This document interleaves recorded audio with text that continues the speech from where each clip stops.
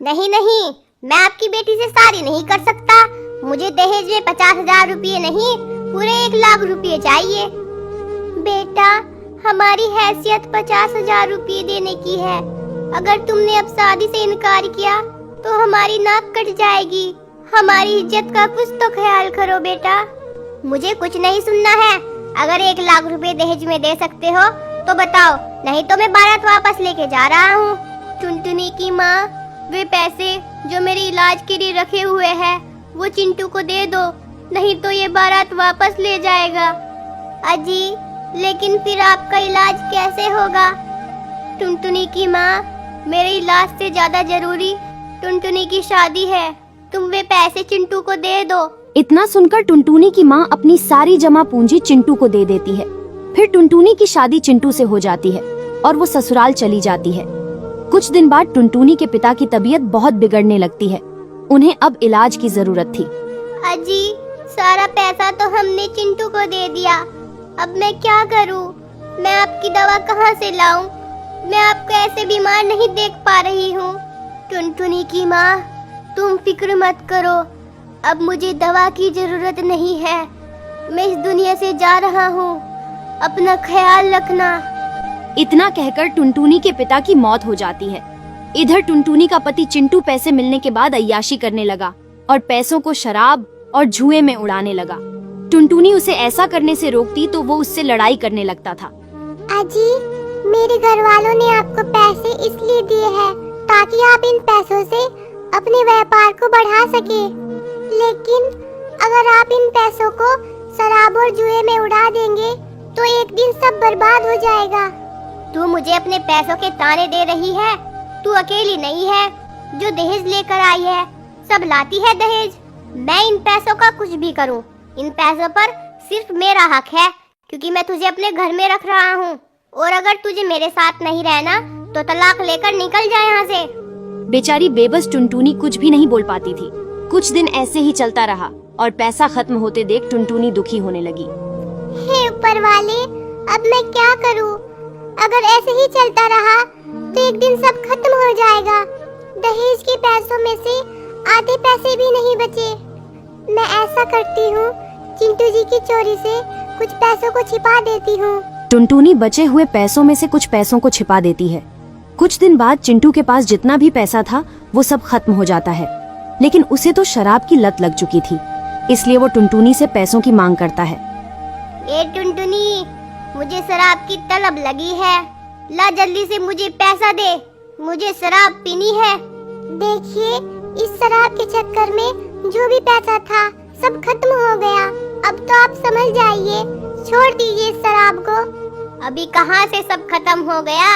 अभी तो तेरे गहने भी बाकी है। ला जल्दी से अपने गहने दे, मैं उन्हें बेचकर शराब लाऊंगा अपने लिए। नहीं नहीं, मैं अपने गहने आपको शराब पीने के लिए नहीं दूंगी। तेरी इतनी हिम्मत, मैं देखता हूँ कि तू गहने कैसे नहीं देती। दूर हो जाइए मुझसे। मेरे पास मेरे मायके की निशानी सिर्फ यही है, मैं आपको ये नहीं दूंगी। अब तुझे क्या करना है अपनी मायके की निशानी का? इतना बोलकर चिंटू टुनटुनी के गहने छीन लेता है और शराब पीने के लिए घर से निकल जाता है। कुछ दिन ऐसे ही चलता रहा। फिर टुनटुनी को एक बेटी हुई। इससे टुनटुनी के जीवन में खुशियाँ दोबारा लौट आईं। मेरी बेटी ही मेरे जीने की वजह है। मैं अपनी बेटी को अच्छे से पालूंगी, इसे पढ़ाऊंगी, लिखाऊंगी और इसे एक कामयाब चिड़िया बनाऊंगी। अजी, अब हमें अपनी बेटी का दाखिला स्कूल में करवा देना चाहिए। आप पिंकी को स्कूल में ले जाकर इसका दाखिला करवा दीजिए। तू क्या पागल हो गई है? मैं खुद तो शराब के पैसे नहीं जुटा पा रहा और तुझे स्कूल की पड़ी है। भूल जा स्कूल और इस बेटी को काम पर भेज, ये मेरे लिए पैसा कमा कर लाएगी। नहीं नहीं, इस मासूम को मैं काम पर नहीं भेजूंगी, इसे मैं स्कूल भेजूंगी। मैं खुद जा रही हूँ इसका दाखिला करवाने। इतना बोलकर टुनटुनी पिंकी को स्कूल ले जाती है और उसे स्कूल में ही छोड़ आती है। पिंकी बेटा, तुम ध्यान से पढ़ाई करना। मैं स्कूल की छुट्टी के समय तुम्हें लेने आऊंगी। ठीक है माँ, मैं छुट्टी के बाद आपका इंतजार करूंगी। आप मुझे लेने आ जाना। इतना बोलकर टुनटुनी घर वापस लौट आई। घर आते ही चिंटू उस पर भड़कने लगता है। तेरे पास तो कोई पैसा नहीं था तो फिर तू पिंकी का एडमिशन कैसे करवा आई? इसका मतलब तूने मुझसे पैसे छिपा कर रखे हुए हैं। ला निकाल, पैसे कहाँ पर रखे हैं? देखिए जी, आप रोज रोज शराब में पैसा उड़ाया करते थे, इसलिए कुछ पैसे मैंने बचा कर रख लिए थे। उन्हीं पैसों से मैं अपनी पिंकी को पढ़ा लिखा कर एक कामयाब चिड़िया बनाऊंगी। मेरा शक सही निकला, तभी सारा पैसा इतनी जल्दी खत्म हो गया। ला सारा पैसा निकाल, नहीं तो आज तेरी खैर नहीं। देखिए जी, उन पैसों को मैं आपको नहीं दे सकती, मेरी बेटी के भविष्य का सवाल है। पिंकी के स्कूल की छुट्टी का समय हो गया है, मुझे जाने दीजिए। पिंकी मेरा इंतजार कर रही होगी। जब तक तू मुझे पैसा नहीं दे देती तब तक भूल जा पिंकी विंकी को। तू मुझे पैसा दे दे, मैं तुझे जाने दूंगा। अगर मेरी बेटी ही नहीं रहेगी तो मैं इन पैसों का क्या करूंगी?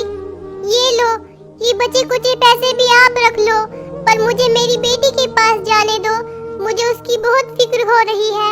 चिंटू टुनटुनी से सारे पैसे ले लेता है, फिर उसे जाने देता है। टुनटुनी जल्दी से स्कूल जाती है, लेकिन छुट्टी हुए काफी समय हो चुका था, इसलिए स्कूल से सब बच्चे अपने घर जा चुके थे। तभी टुनटुनी स्कूल के कर्मचारी से पिंकी के बारे में पूछती है। मेरी बेटी पिंकी को मैंने यहीं पर रुकने को बोला था, लेकिन मेरी बेटी यहाँ नहीं है। क्या आपको पता है मेरी बेटी कहाँ है? हाँ जी, काफी समय से एक पिंकी नाम की चिड़िया आपका इंतजार कर रही थी। कुछ देर पहले ही वो यहाँ से अपने घर की तरफ चली गई। आप जाकर उसे ढूंढ लीजिए। इतना सुनकर टुनटुनी बहुत घबरा गई और जल्दी से पिंकी को ढूंढने के लिए निकल पड़ी। कुछ देर ढूंढने के बाद टुनटुनी को एक जगह भीड़ लगी हुई दिखाई दी। वो पास जाकर देखती हैं तो पिंकी खून से लथपथ हालत में पड़ी हुई थी, क्योंकि एक कार ने उसका एक्सीडेंट कर दिया था। टुनटुनी पिंकी को देखकर बहुत घबरा जाती है। पिंकी, पिंकी बेटा, तुम ठीक तो हो ना? पिंकी बेटा, क्या हुआ है तुम्हें? कुछ तो बोलो, बोलो कुछ, मुझे जवाब दो, क्या हुआ है तुम्हें? पिंकी की हालत बहुत ज्यादा खराब हो गई थी, इसलिए वो कुछ भी नहीं बोल पा रही थी। तभी टुनटुनी उसे लेकर अस्पताल की तरफ चल देती है और उसे अस्पताल में भर्ती कर देती है। डॉक्टर उसके इलाज के लिए पैसों की मांग करते हैं। देखिए, आपकी बेटी को बहुत चोटें आई है, इसलिए इसके इलाज के लिए हमें 20,000 रुपए चाहिए। आपके पैसे जमा करते ही हम इसका इलाज करना शुरू कर देंगे। लेकिन डॉक्टर साहब, इतना पैसा मैं कहाँ से लाऊंगी? मेरे पास तो आपको देने के लिए एक फूटी कौड़ी भी नहीं है। देखिए, अगर आप पैसा नहीं दे सकती तो हमें माफ करना, हम इसका इलाज नहीं कर सकते। आप अपनी बेटी को यहाँ से ले जाइए, हम इसका ऑक्सीजन मास्क हटा देते हैं। नहीं नहीं डॉक्टर साहब, आप मेरी बेटी का ऑक्सीजन मास्क मत हटाना। मैं आपको कैसे भी करके 20,000 रुपए ला कर देती हूँ। इतना बोलकर बेचारी टुनटुनी दुखी मन से अपने पति के पास वापस आती है और उसे सारी बात बताती है। अजी, पिंकी का स्कूल से लौटते वक्त एक कार से एक्सीडेंट हो गया है। डॉक्टर ने 20,000 रुपए मांगे हैं। अगर हमने वक्त पर पैसे नहीं दिए तो पिंकी का इलाज नहीं होगा और मेरी बेटी मर जाएगी। आप मुझे ये पैसे दे दीजिए। अरे मर जाएगी तो क्या हो जाएगा, वैसे भी वो बेटी ही है, हम पर बोझ है। मर जाएगी तो हमें उससे छुटकारा मिल जाएगा। मैं कोई पैसा वैसा नहीं देने वाला, मर जाने दे उसको। आप ये कैसी बातें कर रहे हैं? पिंकी आपकी भी तो बेटी है। जब आप शराब पीने के लिए किसी भी हद तक जा सकते हैं, तो एक माँ भी अपने बच्चे की जान बचाने के लिए किसी भी हद तक जा सकती है। इतना बोलकर टुनटुनी एक डंडा उठाकर चिंटू के सिर में मार देती है। डंडा लगते ही चिंटू निढाल होकर गिर पड़ता है। तभी टुनटुनी पैसे उठाकर भागने लगती है। चिंटू उसका पीछा करता है, लेकिन सिर में डंडा लगने की वजह से वो ज्यादा दूर तक पीछा नहीं कर पाता। टुनटुनी पैसे लेकर अस्पताल पहुंचती है और अपनी बेटी का इलाज करवा लेती है। टुनटुनी की बेटी स्वस्थ हो जाती है, लेकिन अब टुनटुनी पिंकी को लेकर चिंटू के पास नहीं जा सकती थी, क्योंकि उसने चिंटू को डंडा मार दिया था। इसलिए ठंड के मौसम में टुनटुनी अपनी बेटी को पेड़ की आड़ में लेकर बैठी रहती थी। इतनी ठंड की वजह से पिंकी की तबीयत बिगड़ने लगी। हे ऊपर वाले, अब मैं कहाँ जाऊँ? अब तो मैं चिंटू के पास भी नहीं जा सकती और अपनी माँ के पास जाकर उन पर बोझ नहीं बनना चाहती। अगर मैंने पिंकी को ठंड से नहीं बचाया तो इसे कुछ भी हो सकता है, इसलिए मुझे पिंकी को माँ के पास छोड़कर आना होगा। इतना बोलकर टुनटुनी पिंकी को छोड़ने के लिए मायके पहुंचती है। वहां जाकर वो देखती है कि उसकी माँ की बुरी दुर्दशा हो रही थी। तबीयत तो बहुत खराब है। और पिताजी कहाँ है माँ? बेटा, तुम्हारे पिताजी इस दुनिया में नहीं रहे क्योंकि हमारे पास उनके इलाज के लिए पैसे नहीं थे। पैसे की कमी के कारण ही मैं अपना इलाज नहीं करवा रही, क्योंकि हमने सारा पैसा चिंटू को ही दहेज में दे दिया था।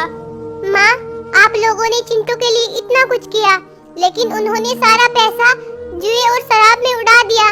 अब मैं आपका इलाज कैसे कराऊं माँ? मुझे कुछ समझ नहीं आ रहा। टुनटुनी इतना सोच ही रही थी, तभी उसकी नजर घर के पास पड़ी। उसके पिता की बंजर जमीन पर पड़ती है। वो अपनी माँ से कहती है, माँ, मैं पिताजी की जमीन पर खेती करूँगी और फसल उगाऊंगी, फिर हमारी सारी परेशानियाँ दूर हो जाएगी। बेटा, वो जमीन बंजर है, उस पर खेती नहीं की जा सकती और हमारे पास तो इतना भी पैसा नहीं है कि हम बीज ही खरीद सके। माँ, हम सेठ जी से पैसा उधार ले लेंगे। मैं बहुत मेहनत करूँगी और जब फसल आएगी हम उनका पैसा वापस कर देंगे। बेटा, अगर उधार लेने के बाद फसल में नुकसान हो गया तो हम सेठ जी का पैसा कैसे लौटाएंगे? नहीं माँ, नहीं, शुभ शुभ बोलो, मैं ऐसा नहीं होने दूंगी माँ। इतना बोलकर टुनटुनी सेठ जी के पास जाती है और उससे पैसा उधार ले लेती है। ध्यान रखना टुनटुनी, अगर ब्याज सहित ये पैसा समय पर नहीं लौटाया तो तेरा घर भी तुझसे छीन लूंगा। तेरी फसल अच्छी हो या खराब, मुझे उससे कोई मतलब नहीं है। ठीक है सेठ जी, मैं आपका पैसा समय पर लौटा दूंगी। इतना बोलकर टुनटुनी उन पैसों से बीज खरीद लाती है और खेतों में बहुत मेहनत करके उन बंजर खेतों को भी उपजाऊ बना देती है। कुछ समय बाद उन खेतों में बहुत अच्छी फसल उग जाती है। टुनटुनी फसल को देखकर बहुत खुश थी। इधर सेठ अपने आदमी के साथ वसूली के लिए घूम रहा था। तभी उसकी नजर टुनटुनी पर पड़ती है। वो पास जाकर देखता है कि टुनटुनी की फसल बाकी सभी पक्षियों से अच्छी हो रही है। अरे, तुम्हारी फसल तो बहुत अच्छी उगी है। टुनटुनी, मुझे भी बताओ, तुमने खाद में क्या मिलाया है? कुछ भी नहीं सेठ जी, मैं तो खाद में कुछ भी नहीं मिलाती हूँ। मैंने तो बस जी तोड़ मेहनत की है। मेरी फसल इतने में ही अच्छी हो गई। ये सब तो बातें हैं टुनटुनी, सच तो ये है कि तेरी जमीन जंगल की बाकी जमीनों से ज्यादा उपजाऊ है। तू एक काम कर टुनटुनी, ये जमीन मुझे बेच दे, मैं तेरा सारा उधार माफ कर दूंगा और ऊपर से तुझे पैसे भी दूंगा। नहीं सेठ जी, ये जमीन मेरे पिताजी की आखिरी निशानी है। उनकी मौत के बाद ये जमीन बंजर हो गई थी। मैंने तो बस मेहनत करके इस जमीन को उपजाऊ बनाया है। मैं उनकी आखिरी निशानी को नहीं बेच सकती। टुनटुनी, मैं तुझे इस जमीन की 2 गुनी कीमत देने को तैयार था। उन पैसों से तू इसके जैसी 2 जमीन खरीद लेती, लेकिन कोई बात नहीं, एक दिन तुझे पछताना पड़ेगा।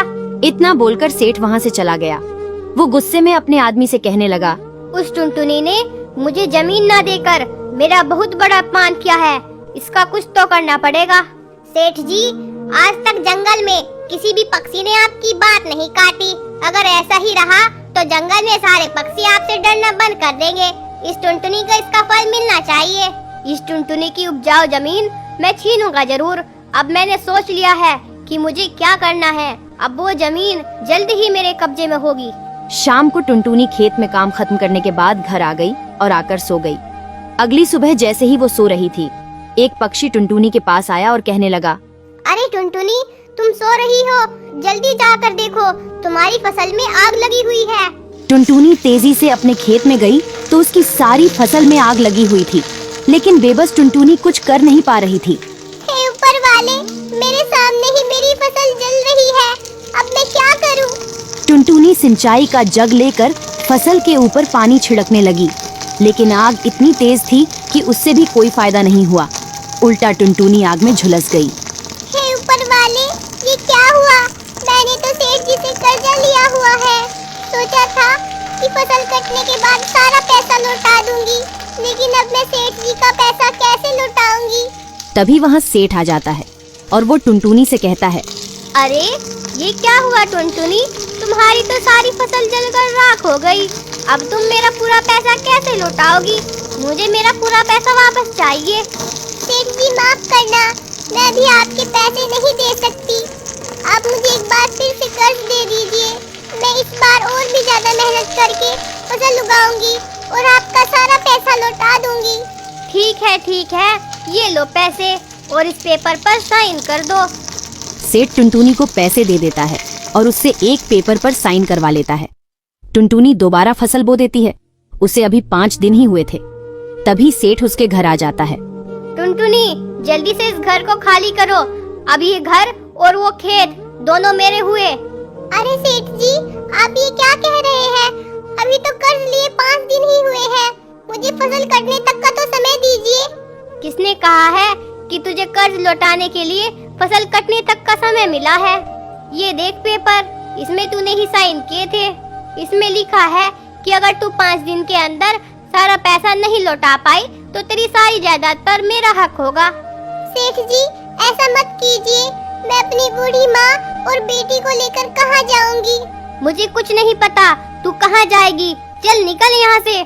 ऐसे सेठ टुनटुनी उसकी बेटी और माँ को घर से निकाल देता है। टुनटुनी आशियाने की तलाश में कई दिन तक भटकती रही। तभी वो थककर एक पेड़ के पास बैठ गई।